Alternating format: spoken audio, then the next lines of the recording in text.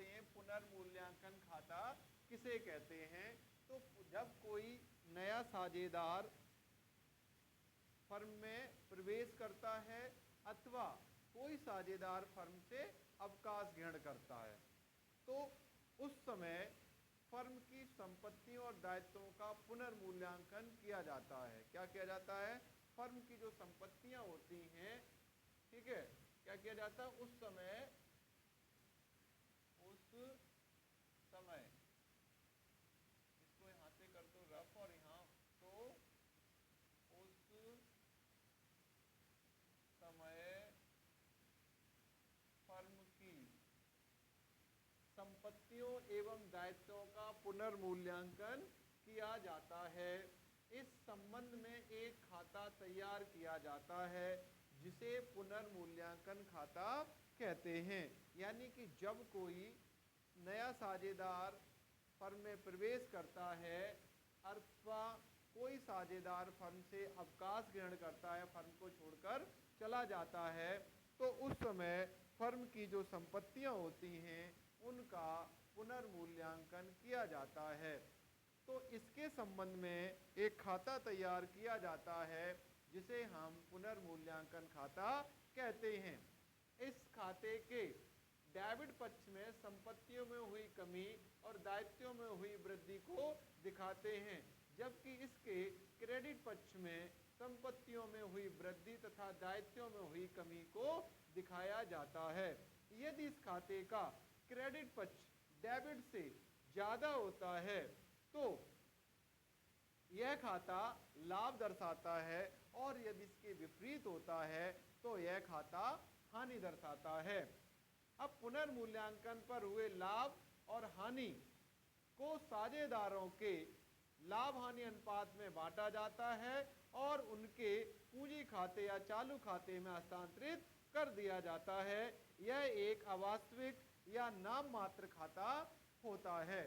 तो इस बार इस तरीके से आपने पुनर्मूल्यांकन खाता क्या होता है, पुनर्मूल्यांकन खाते के डेबिट पक्ष में किसको दिखाया जाता है, क्रेडिट पक्ष में किसको दिखाया जाता है, और एक नंबर का क्वेश्चन आपका यहां से बनता है कि पुनर्मूल्यांकन खाते की प्रकृति कैसी होती है। पुनर्मूल्यांकन खाता है, इसे लिखा आया 2-3 बार क्वेश्चन कि पुनर्मूल्यांकन खाता है तो क्या है, उसमें लिखा होगा व्यक्तिगत खाता, वास्तविक खाता, नाम मात्र खाता। ठीक, तो आपको वहां पे अगर अवास्तविक लिखा हो या फिर नाम मात्र लिखा हो तो दोनों का मतलब एक ही होता है ना। अब हम बात करते हैं फॉर्मेट ऑफ रिवैल्यूएशन अकाउंट। अब रिवैल्यूएशन अकाउंट का बनाने का तरीका कैसे होता है, पेपर में आता है कभी कभी, पुनर्मूल्यांकन खाता किसे कहते हैं, 5 नंबर का क्वेश्चन आता है, इसका प्रारूप भी बनाइए। तो देखिए ये रहा आपका फॉर्मेट, प्रारूप रहा।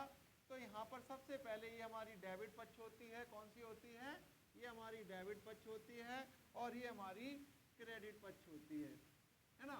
अब हम क्या करेंगे, यहाँ लिखेंगे to increase in the value of liabilities. अगर दायित्व के मूल्य में वृद्धि हो रही है तो यहाँ पर to increase in the value of liability लिखेंगे, और यहाँ पर फिर लिखेंगे to decrease in the value of assets. अगर संपत्ति के मूल्य में कमी हो रही है तो इसमें हम यहाँ दिखाएंगे। और अगर कोई लायबिलिटीज, कोई दायित्व है जो पहले पुस्तकों में नहीं लिखा था यानी कि अलिखित है, तो अनरिकॉर्डेड लायबिलिटीज को भी दायित्व पक्ष में, क्योंकि उससे क्या होता है, फर्म का दायित्व बढ़ जाता है। और फिर हम यहाँ पर जो देनदार होते हैं उस पर एडजस्टमेंट में आपको दिया रहता है कि देनदारों पर संदिग्ध ऋणों के लिए प्रावधान बनाइए। तो संदिग्ध ऋणों के लिए प्रावधान बना दिया। इसके बाद हम क्रेडिट पक्ष की बात करते हैं, तो यहाँ पर decrease in the value of liabilities, यानी दायित्व के मूल्य में कमी हो गई। कभी कभी क्वेश्चन में दिया रहता है कि लेनदारों में 1000 रुपये या 5000 रुपये ऐसे लेनदार शामिल हैं जो अब मांगे जाने की जिनकी संभावना नहीं है। तो अब जब मांगे नहीं जाएंगे तो फायदा हुआ, तो इसलिए यहाँ पर बाई क्रेडिटर लिख दिया जाएगा आपका। फिर आता है by increase in the value of asset. अगर कोई संपत्ति का मूल्य बढ़ता है तो इसे हम क्रेडिट पक्ष में दिखाते हैं, और अगर कोई अलिखित संपत्ति है, जैसे कभी कभी दिया रहता प्रश्न में कि 500 रुपए के विनियोग चिट्ठे में नहीं दिखाए गए थे, अब इनको दिखाना है, तो हम उसको कहाँ दिखाएंगे? रिवैल्यूएशन अकाउंट के क्रेडिट पक्ष में दिखाएंगे।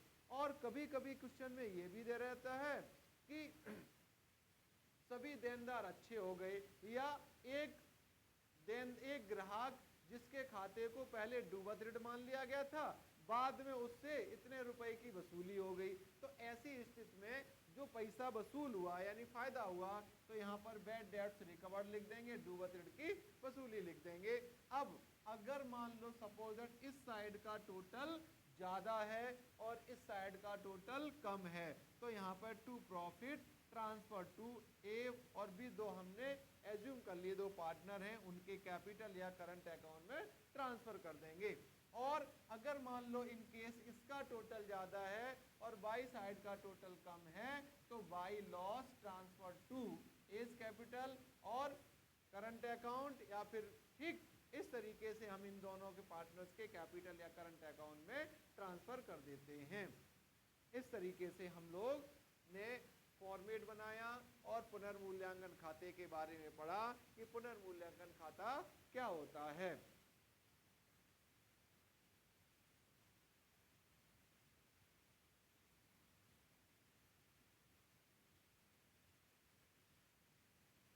देखिए अब हम बात करते हैं जनरल एंट्रीज की। तो जनरल एंट्रीज रिवैल्यूएशन के रिगार्डिंग कौन कौन सी जनरल एंट्री बनती हैं, उसको हम बात करते हैं। संपत्ति के मूल्य में कमी होने पर decrease in the value of assets, तो रिवैल्यूएशन अकाउंट हो जाएगा आपका डेबिट टू एसेट्स अकाउंट, फिर लिखेंगे बीइंग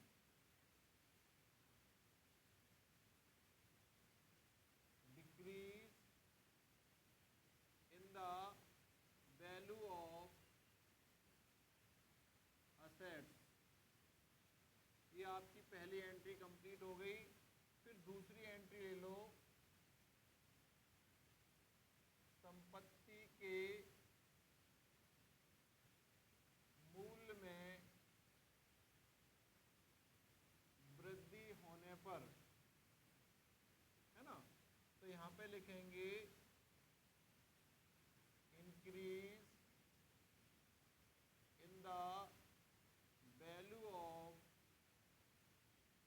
एसेट्स, तो यहाँ पे आप लिखेंगे assets account debit to revaluation account being increase in the value of assets. ये आपकी दूसरी एंट्री हो गई। तीसरी एंट्री हो गई आपकी दायित्व के मूल्य में कमी होने पर, है ना, decrease in the value of liabilities, तो यहां पर आप लिखेंगे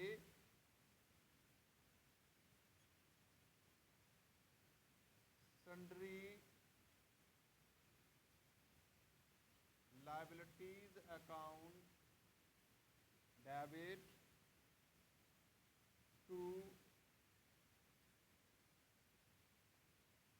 रिवैल्यूएशन अकाउंट बीइंग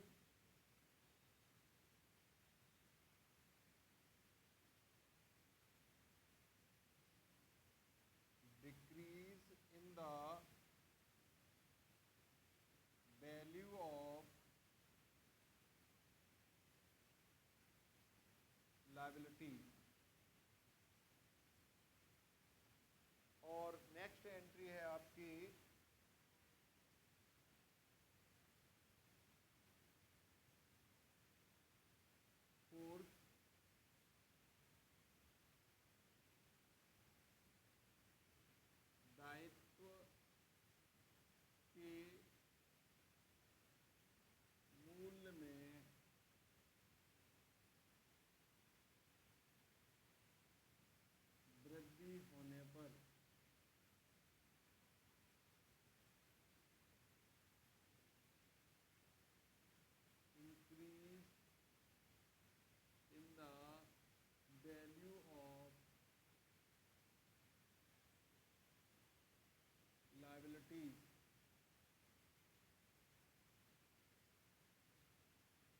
यहाँ पर आप लिखेंगे revaluation account debit to sundry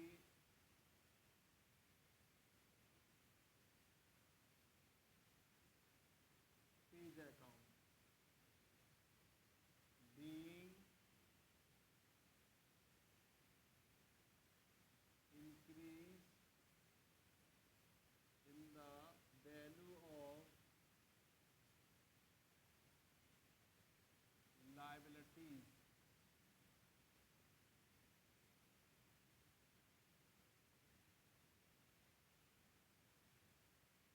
fifth point है आपका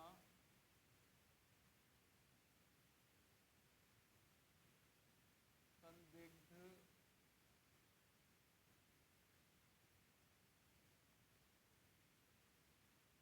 ऋणों के लिए प्रावधान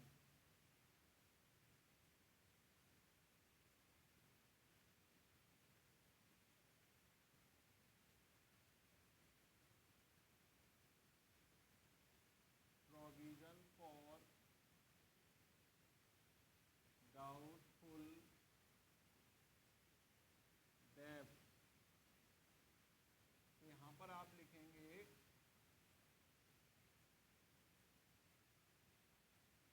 revaluation account debit to provision for doubtful डेब्ट account being provision made on debtors।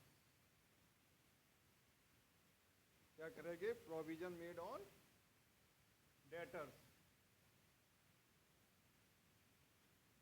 अब यहाँ पर 6 पॉइंट डालेंगे, फिर लिखेंगे अलिखित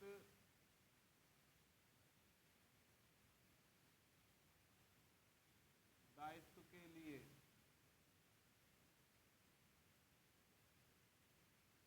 for unrecorded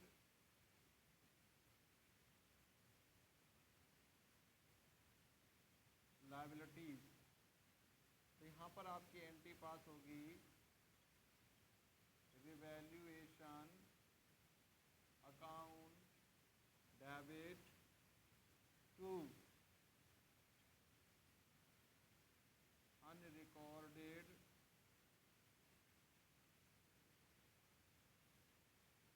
liabilities account being unrecorded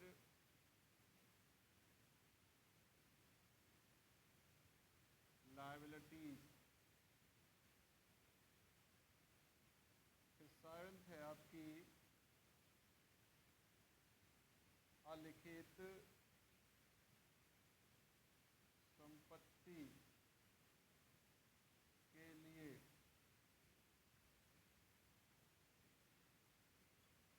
for unrecorded assets. तो यहाँ पर आप लिखेंगे अनरिकॉर्डेड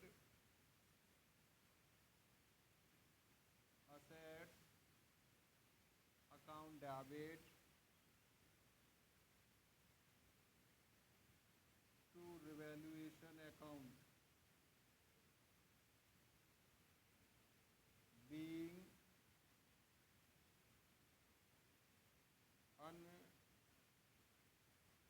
unrecorded assets। ये आपकी एंट्री बन गई है 7। ठीक है, आगे भी एंट्री है अभी बना रहे। तो देखो सबसे पहले क्या करें, संपत्ति के मूल्य में कमी अगर होती है तो क्या एंट्री पास होती है? Revaluation account debit to assets account. ठीक, फिर बात करते हैं संपत्ति के मूल्य में वृद्धि होने पर इसकी एंट्री पास होगी assets account debit to revaluation account, ठीक है। फिर नेक्स्ट एंट्री है दायित्व के मूल्य में कमी हो रही है तो sundry liabilities account debit to revaluation, यानी कि फायदा होगा फर्म को। और दायित्व के मूल्य में अगर वृद्धि हो गई तो रिवैल्यूएशन अकाउंट डेबिट हो जाएगा टू सन्ड्री लायबिलिटीज अकाउंट हो जाएगा। फिर अगर संदिग्ध ऋणों के लिए प्रावधान बोला जाए, क्वेश्चन में दिया रहता है संदिग्ध ऋणों के लिए प्रावधान बनाना है, तो आप क्या करेंगे, revaluation account debit to provision for doubtful debts account कर देंगे। जितने भी डेटर्स होते हैं उसका 5% बोला जाए तो 5%, 10% बोला जाए तो आप 10% कर देंगे और इसके लिए एंट्री पास होगी।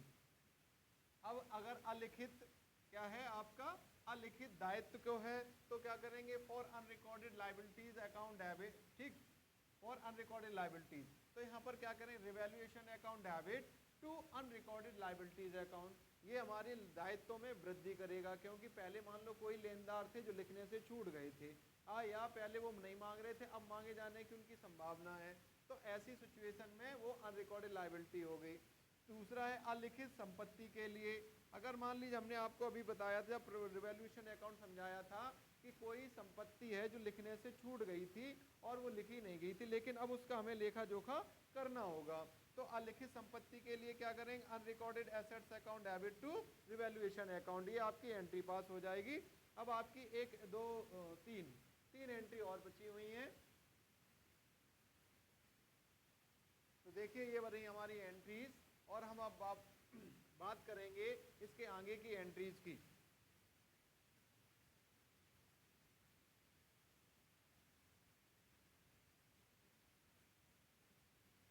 डूबत ऋणों की वसूली के लिए क्या करेंगे, डूबत ऋणों की वसूली के लिए हम एंट्री पास करेंगे, डूबत ऋणों की वसूली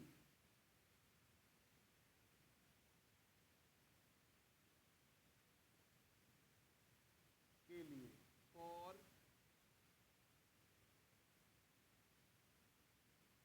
बैड डेब्ट रिकवर्ड, यानी जो पैसा हमारा डूब रहा था वो देनदार से मिल गया, तो यहाँ पर आप लिखेंगे बैड डेब्ट recovered account debit to revaluation account, यहाँ पर हम सन्ड्री डेटर्स भी लिख लेते हैं कभी कभी, ठीक है, बीइंग बैड डेब्ट रिकवर्ड, यानी उनसे हमें पैसा वसूल हो गया। और 9th एंट्री है पुनर्मूल्यांकन खाते पर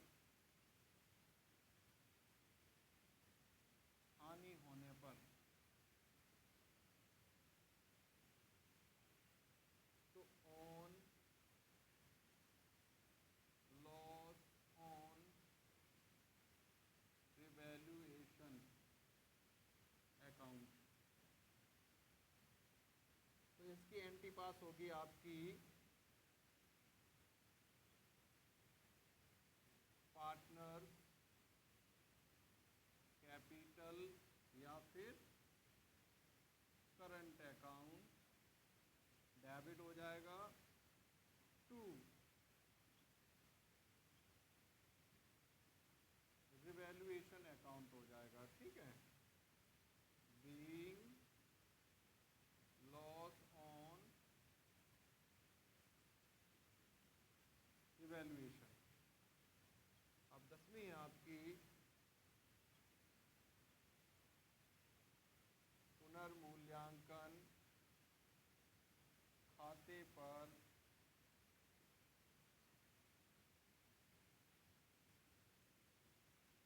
लाभ के लिए, अगर पुनर्मूल्य खाते पर लाभ होता है तो उसके लिए क्या एंट्री पास होगी, तो on profit on revaluation account, ठीक है। तो अब हम क्या करेंगे, यहाँ पर आपकी एंट्री बनेगी रिवैल्यूएशन अकाउंट कर देंगे हम उसको डेबिट, और टू पार्टनर्स कैपिटल और करंट अकाउंट। यहाँ लिख देंगे आप being profit on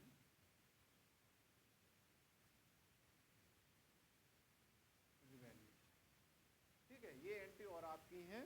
total number of entries हैं आपकी 10। तो अगर डूबत ऋण की वसूली होती है तो यहाँ पर हम सन्डी डेटर्स भी लिख सकते हैं, टू रिवैल्यूएशन अकाउंट लिख सकते हैं, या फिर bad debts recovered account debit कर दो। फिर पुनर्मूल्यांकन खाते पर हानि होने पर, क्या होने पर, पुनर्मूल्यांकन खाते पर हानि होने पर, तो पार्टनर्स कैपिटल और करंट अकाउंट डेबिट हो जाएगा, टू रिवैल्यूएशन अकाउंट हो जाएगा।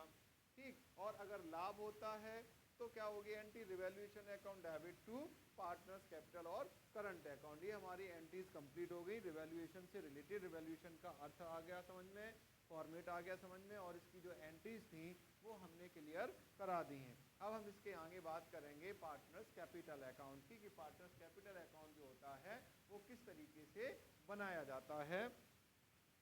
तो यहाँ पर अगर हम पार्टनर्स कैपिटल अकाउंट की बात कर लें,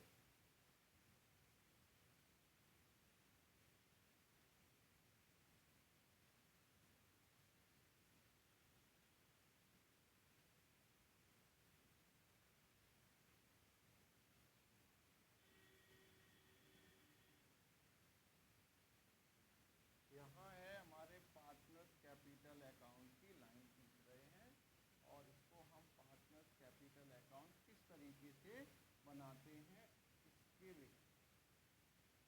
बात करें।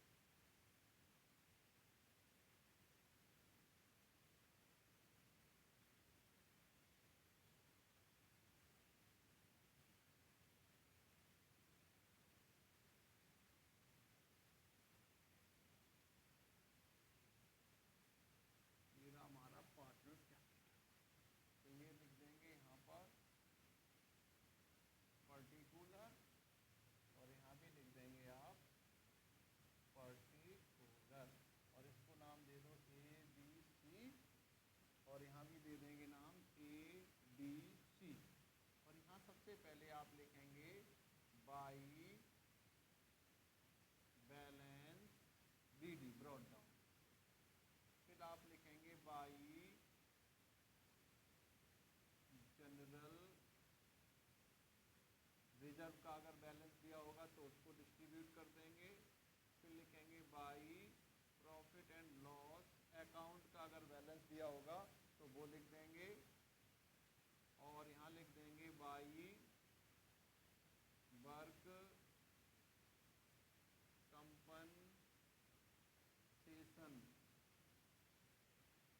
रिजर्व का अगर बैलेंस दिया होता है वो आ जाएगा। फिर आप लिख देंगे बाई रिवैल्यूएशन अकाउंट, और यहाँ लिख देंगे आप प्रॉफिट, है ना, और यहाँ लिख दिया जाएगा बाई, अब ठीक है, by gaining partners capital account. यहाँ हम फ्लक्चुएटिंग मेथड से बना रहे हैं, ठीक है। और इसके बाद अब आपका इधर आ जाएगा to profit and loss account का अगर लॉस दिया हुआ है तो आएगा, to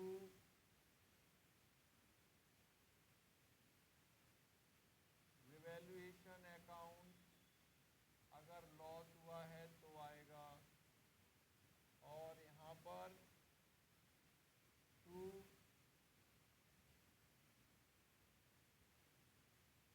retiring partners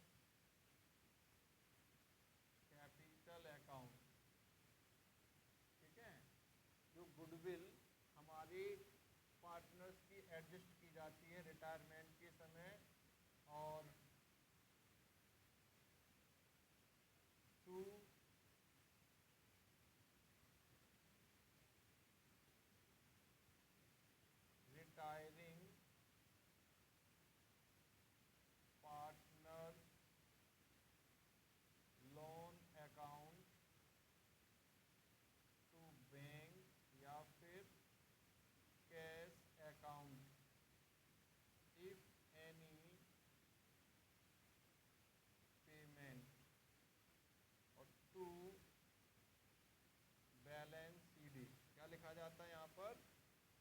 balance CD।